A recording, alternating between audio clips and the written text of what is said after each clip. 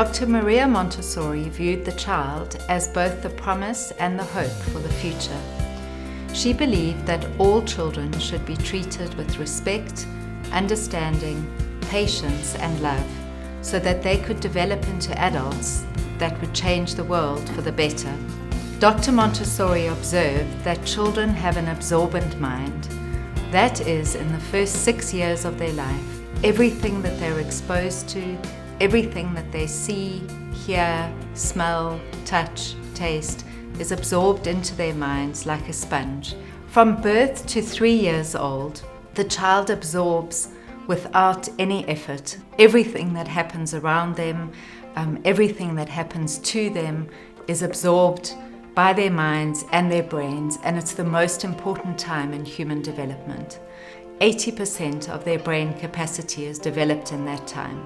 So Dr. Montessori believed that all human beings have certain tendencies.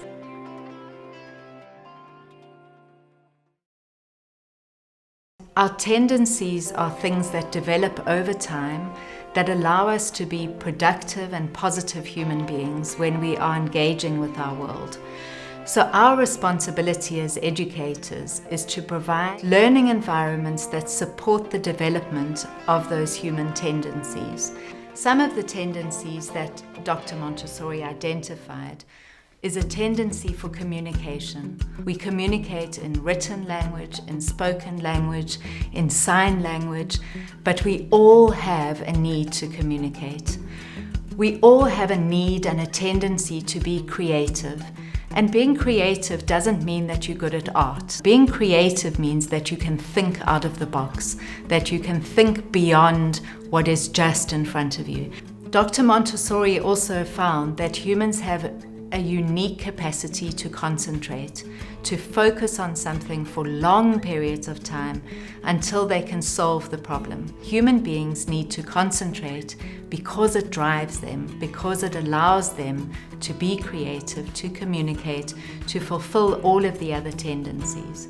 So what we need to do is allow children the ability to develop their concentration by focusing on tasks. And one of the ways we do that in a Montessori classroom is not to interrupt them all the time. We also have a unique ability for calculation. We want to figure out our world. Calculation is not only about working out the answer to a math sum. Calculation is, what do I need to do to build my house? How much material do I need? How much space do I need? We want to know how much food to buy to feed our families. All of that is using our ability to calculate. And other animals in the animal kingdom don't have that brain capacity. Human beings also have a need and a tendency to be self-disciplined. We all like to know that we're doing the right thing at the right time. That's a human tendency, and we need to help children develop that so that they don't need punishment in order to understand that they've gone wrong. What surprises many people is that we all have a need and a tendency for work. When we engaged in meaningful work, things that we love. For us as educators, it's meaningful work. And when you engage in meaningful work, there's nothing else you want to do. So it's not difficult to work long hours because we love what we're doing. And that's a human tendency. The other thing that human beings have a tendency for is repetition. And that's more of an aspect that we develop later on if we've had a sense for order.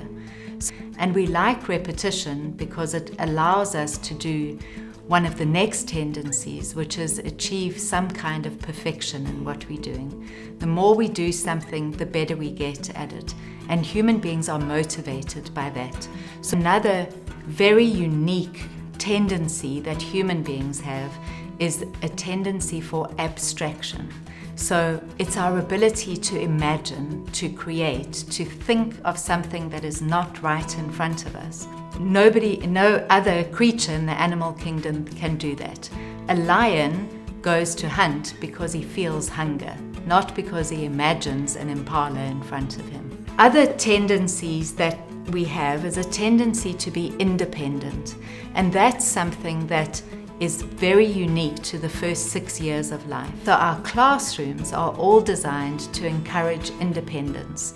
In the beginning, it's independence on a physical level, and then human beings become independent emotionally, learn to have their own emotional responses to things, which is why sometimes that's the age of tantrums.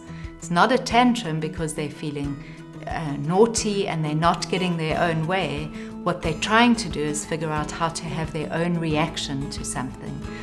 And the last human tendency that I want to explain to you is a really difficult word that we hardly ever use in the English language, but it's called being gregarious. And being gregarious really means that human beings have a need for social interaction. So we like to be with our friends, most people. We like to be with our friends, we like to laugh, we like to connect with other human beings, and that's a real tendency. And in the child, that starts to develop at about 2.5 or 3 years old, which is why that's the time when they generally start school, because they have a need to be around other children. And those are the tendencies that we want to encourage the development of in our ECD centers and in our Montessori classrooms.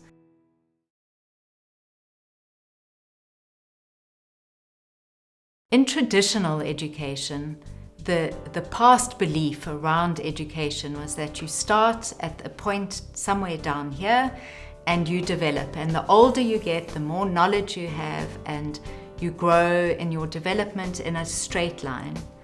Dr. Montessori didn't believe that at all.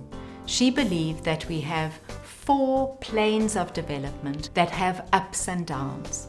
So in every plane of development, we have a time that goes up when we are gathering information or gathering the skills that are relevant to that point in our development. And we gather the information for the first 3 years of that time. And then we use that information in our development, and it's like a peak, like a mountain. That is, we get the information and we use the information. And once we reach a point in that process around 6 years of first acquiring information and then using that information, it's time for the next plane of development, the next area of growth. So in Montessori education, we have 4 mountains, 4 peaks that we go through.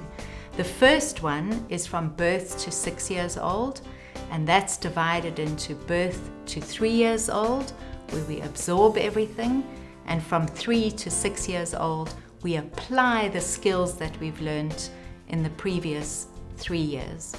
The next one that we have goes from 6 to 12 years old, and from 6 to 9, we learn new information, we gather new skills like writing and reading and doing basic maths.